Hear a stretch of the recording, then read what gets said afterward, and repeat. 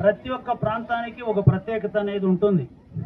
మన భారతదేశం ఎంతో ఒక వేద భూమి, పుణ్యభూమి, రత్నగర్భ. దుర్గాలు జలదుర్గం అంటే చుట్టూ నీళ్లు ఉంటుంది. లైక్ వేలూరు కోట కూడా మీరు చూస్తే చుట్టూ నీళ్లు ఉంటుంది, మధ్యలో కోట ఉంటుంది. నీళ్లు దాటి రావాలంటే శత్రువుకు చాలా కష్టమైన పని కాబట్టి ఆ విధంగా రక్షణ పొందుతారు. ఇది గిరి దుర్గం. గిరి అంటే కొండ. సో కొండ మీద కట్టినటువంటి కోట కాబట్టి శత్రువులు వాళ్ళని సమీపించాలంటే కొండ ఎక్కువ వచ్చేటప్పుడు కిందున్నవాడు బలహీనంగా ఉంటాడు, పైన ఉన్నవాడికి బలాలు అధికంగా ఉంటుందని మనకు తెలిసిన విషయం. అందుకోసం ఇది కంగుంది దుర్గం, గిరి దుర్గం అనే దీని పేరు.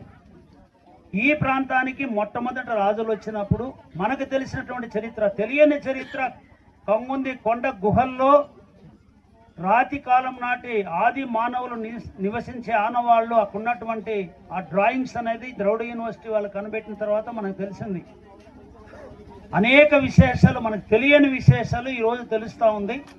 కాబట్టి మనకు తెలిస్తే 1000 సంవత్సరాలు కొంచెం తక్కువగా ఉన్నప్పుడు మల్లినాయుడు అనేటువంటి వాళ్ళకు సంబంధించిన వంశస్థులు కర్నూలు ప్రాంతంలో ఉన్నటువంటి ప్యాపిలి అనేటువంటి కృష్ణానది తీరం నుంచి వాళ్ళు వలస వచ్చి వాళ్ళతో పాటు మొత్తం మంది మార్బలం అంతా వచ్చినప్పుడు మొట్టమొదట వాళ్ళు మహారాజ్గఢ్ మన కృష్ణగిరి దగ్గర అక్కడ సెటిల్ అయి అక్కడి నుంచి మళ్ళీ బేట్రాయి స్వామి కొండ ఆ దేవాలయం నిర్మించి గోనుగూరు అనేటువంటి విలేజ్ నిర్మించిన తర్వాత వేట కోసం వాళ్ళు ఇక్కడ వచ్చినప్పుడు ఇవన్నీ ఘోరారణ్య వేటకు వచ్చినప్పుడు ఇక్కడ ఆది మానవులుగా ఉన్నటువంటి గిరిజనులు కంగి కంగడు అనేవాళ్ళు ఇద్దరు తారసపడి వాళ్ళు చాలా దప్పికతో ఉన్నప్పుడు వాళ్ళకు నీళ్ళు అనేది ఎక్కడ అనేది వాళ్ళు చూపించారు. కాబట్టి ఆ కంగి కంగడు మళ్ళీ పైకి దారి కూడా వాళ్ళు చూపించారు. ఈ కొండను చూసినప్పుడు ఇది అద్భుతమైనటువంటి రక్షణకు అనువైన ప్రదేశం అని చెప్పి వాళ్ళు ఇక్కడ సెలెక్ట్ చేసుకొని ఆ కంగి కంగను పేరు మీద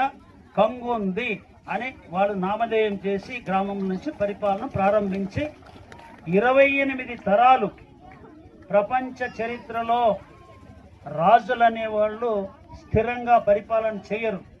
ఒక 2-3 తరాలు అయిన తర్వాత వాళ్ళకి ఏదో యుద్ధాలు జరగడం, రాజ్యాలు కోల్పోవడం, ఇంకొక రాజు వచ్చి వేరే వంశస్థులు వచ్చి పరిపాలన చేయడం ఇవన్నీ జరుగుతూ ఉంటాయి. కానీ ఇక్కడ 28 తరాలు వాళ్ళు కంటిన్యూగా వాళ్ళు పరిపాలన చేసినటువంటి హిస్టరీ.